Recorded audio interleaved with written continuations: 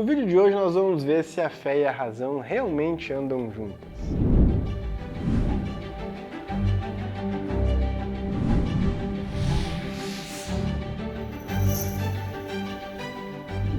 Muito bem, pessoal, mais um vídeo aqui no canal. Não esquece de se inscrever, curtir, dar like. Curtir, dar like é a mesma coisa, né? O editor põe a tela preta agora.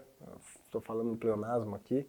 Não esquece, então, de, se você gostar dos vídeos, sempre estar comentando, interagindo com a gente, que isso ajuda o nosso algoritmo a subir, trazer mais conteúdo católico para mais pessoas. E no vídeo de hoje nós vamos falar de um tema no qual muitas vezes é feita uma campanha contra a igreja, contra os católicos, de que a pessoa que busca ser católica, busca ser religiosa, ela na verdade está indo contra a razão, contra a ciência, e quando isso não passa de uma narrativa, de uma versão que é dita, mas que não está de acordo com a própria realidade, com aquilo que a própria igreja diz de si mesma, e com os fatos. Ou seja, a igreja hoje, por mais que digam o contrário, ela continua sendo, né, esse bastião, essa coluna da verdade que é o próprio Cristo. Mas claro, nós sabemos que a verdade ser buscada é uma coisa que, bom, o ser humano sempre buscou tentar conhecer, buscar a verdade a partir de sua inteligência e conhecer e tentar, né, amar a bondade a partir, então, da sua vontade. Então, o homem sempre teve aí essa vontade de conhecer e de ser bom. Basicamente, vem desde a história da criação do homem, quando o homem cai e tudo que acontece nas histórias bíblicas, na história do mundo. Mas quando nosso Senhor Jesus Cristo vem e se diz que Ele é a verdade, Ele é o Logos, a sabedoria do Pai, nós temos aí toda a fundação da teologia cristã e nós temos todo o trabalho que foi feito pelos teólogos. Nós temos uma união, a igreja soube aproveitar tudo aquilo que a filosofia e a ciência do tempo antigo tinha elaborado e conseguiu direcionar isso à vinda do Cristo, à teologia bíblica do Antigo Testamento que se tinha, né, a partir da história do povo de Israel, e tudo foi se unindo e chegando a um lugar só, a tal ponto, né, de que na história da igreja, dos mosteiros, dos grandes doutores, dos grandes santos, nós tivemos aí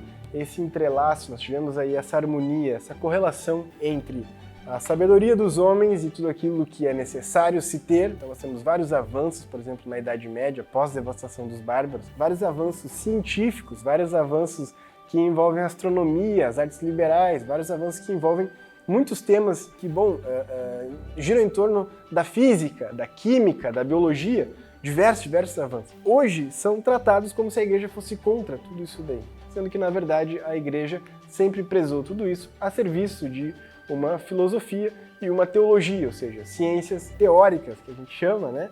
Mas ciências que estão voltadas a buscar coisas que são imateriais, porque a alma humana, ela é imaterial. Nós, como seres humanos, nós não vivemos somente para esse mundo, nós vivemos para outro mundo. Nós vamos morrer. E depois da morte, existe uma outra realidade. E essa outra realidade tem a ver com as coisas da fé, tem a ver com as coisas espirituais. E essa realidade nós conhecemos como as realidades da fé, como a teologia. Mas, quando a igreja deixou de ser, né, o grande centro do mundo, e todas as revoluções e as revoltas que foram acontecendo na modernidade, todas as campanhas difamatórias de mentira contra a igreja foram surgindo e foram ganhando corpo, foram sendo cada vez mais encorpadas, houve sim uma propagação de uma ideia de que a igreja ela é contrária à ciência, que a igreja é contrária à inteligência, sendo que, na verdade, a igreja é contrária a colocar a ciência como uma espécie de Deus, ou colocar a inteligência e o próprio homem como uma espécie de Deus, mas sim ver isso de outro modo, como a serviço do próprio Deus. Porque se nosso Senhor Jesus Cristo é a verdade, nós temos sim que buscar a verdade a partir das coisas da realidade que a gente vê, que a partir das coisas que a gente vê e que os sentidos vão tocando, vão nos levando até as questões mais elevadas da filosofia, mas por última instância, como a filosofia tem um teto, tem um limite, entram as questões da fé,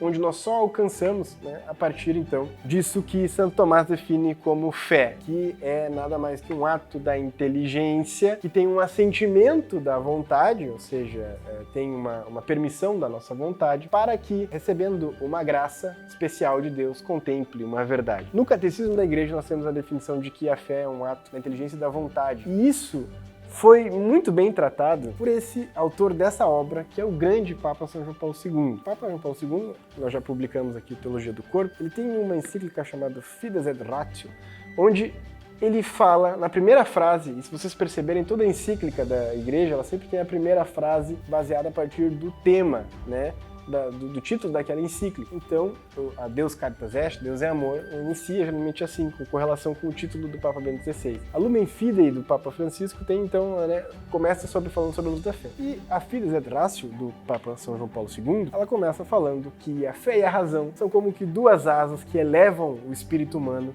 à contemplação da verdade. Ou seja, elas andam juntas, elas andam conectadas, e a Igreja sempre viu a filosofia, a ciência, os avanços filosóficos, tecnológicos. E aqui tecnologia não é só internet, não é só chip. O alfabeto é uma tecnologia, né? Os livros são uma tecnologia, as notas musicais são tecnologia, em qual a Igreja sempre patrocinou, a Igreja sempre cultivou a partir do canto gregoriano e tudo mais. Tudo que traz essa inovação, essa modernização, essa sofisticação social que tem a ver com a cultura, é tido como tecnologia. E a Igreja, ela sempre promoveu, né? E justamente mais do que promoveu, ela tentou orientar isso para uma finalidade saudável, uma finalidade que tem a ver com a fé dos apóstolos, né? Com a fé no Cristo, que é o Verbo encarnado, é o Logos do Pai. Nosso Senhor Jesus Cristo, ele é a sabedoria do Pai. E existe sim no homem, como o próprio Aristóteles dizia, né?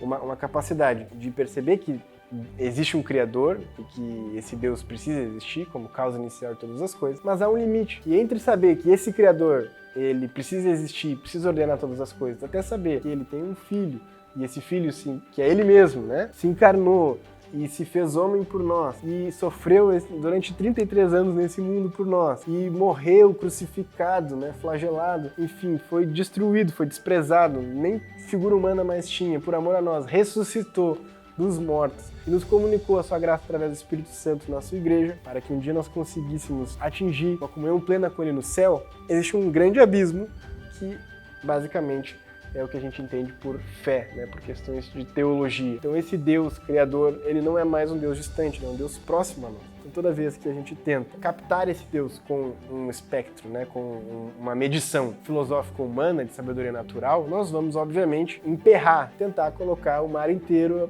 a partir de um buraco na areia com uma concha. Não, você pode fazer isso de outro modo, ter uma participação nisso, que são as questões da fé, da vida interior, da vida espiritual. Mas veja, a Igreja, ela nunca desprezou a ciência, ela nunca desprezou a razão. Não, é ação como que parte, porque o homem conhece as coisas a partir dos sentidos. Então, nós só conseguimos ter fé porque, já dizia São Paulo, alguém nos pregou o Evangelho. Então, nós escutamos, nós ouvimos. Então, porque nós ouvimos, o ouvir também faz parte, né, da alma humana, da configuração como o homem é. Nós somos homens de carne e osso e Deus nos criou assim. Então, a Igreja nunca desprezou esse lado humano, esse lado científico, né, esse lado tecnológico, mas ela sempre colocou ele no seu devido lugar. E os papas, tanto ao longo da história da Igreja, quanto os últimos papas que nós temos atuais, nunca colocaram uma coisa em oposição à outra, né? Sempre delimitaram, ó, isso é campo de pesquisa. Até porque a Igreja ela não fica toda hora dizendo assim, olha, é dogma de fé que você tem que fazer o sinal da cruz desse jeito aqui, né? Ou que você tem que estudar esse assunto científico desse modo aqui. Não, a Igreja ela delimita campos onde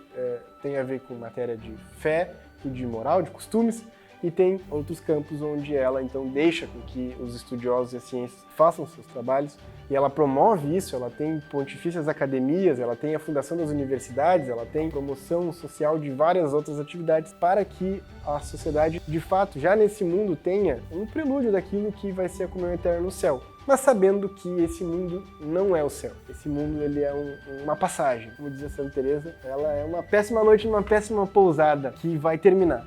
Certo? Então a Igreja sabe que esse mundo é para ser evangelizado e que nós estamos no mundo, né? Nós temos que amar as pessoas deste mundo, e nós não somos daqui, nós buscamos as coisas do alto. Então por isso, porque o homem não nasceu para ficar só aqui, para morrer e ali acaba a sua vida, é que a Igreja então orienta toda a caminhada do estudo, da filosofia para um determinado fim, que é o Evangelho de Nosso Senhor, que é a graça do Espírito Santo, o conhecimento de Deus até a chegada no céu, tá bom? Se você gostou desse vídeo, desse tipo de vídeo assim, deixa aqui nos comentários, manda para os seus amigos, enfim, deixa uma sugestão pra gente de um outro vídeo, né, que tenha a ver com esse tipo de tema, que a gente sempre gosta de estar escutando a opinião dos nossos assinantes, dos nossos espectadores aí, dos nossos seguidores. Um grande abraço, fiquem com Deus e até o próximo vídeo. Valeu!